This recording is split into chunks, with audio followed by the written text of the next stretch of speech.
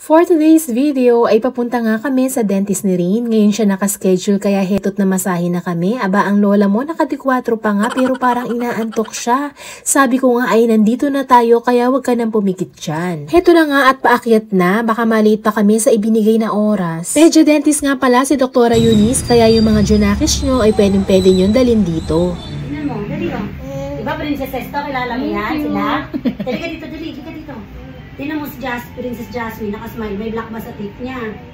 Ayan, para sa mga girls, madalas ay nagbibigay ng stickers sila doktora after gawin yung teeth nyo. Naiyak nga si Rain during the extraction. Ang totoo niyan, hindi yata siya naiiyak sa pagbunot ng ngipin kundi dun sa higaan dahil baka malaglag daw siya. Bye-bye po!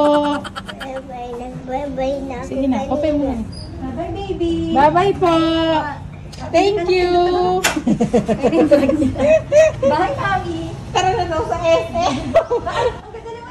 Yun nga pala yung napakabait nating doktora at sobrang gaan ng kamay niya talaga. Hindi nagpatinag si Rain pagkatapos ng bunutan ay nag-aya pa sa SM siya daw ay maglalaro. O sang ka pa? Sabi nga ni doktora, malamang mami pagdating ng bahay ay groggy pa yan at tulog na tulog. Pero heto siya at laro ng laro. Sabi ko na nga lang ay dahan-dahan siya at huwag magkatalon dahil bawal pa talaga. Mabuti na nga lang at hindi naman dumudugo ang kanyang binunutan. Ang kagandahan naman kasi talaga ay nakahanda sila dok lalo na sa extraction dahil may mga ice candy para sa mga junakis natin. Talaga namang maaampat nito ang pagdurugo. Pinagbigyan na nga natin ng hilig. Total, nandito na rin lang naman kami sa Baliwag. Kaya tumuloy na kami sa SM. Ang sabi nga niya, bago siya kumain ay maglalaro muna siya. Yung iba ganun.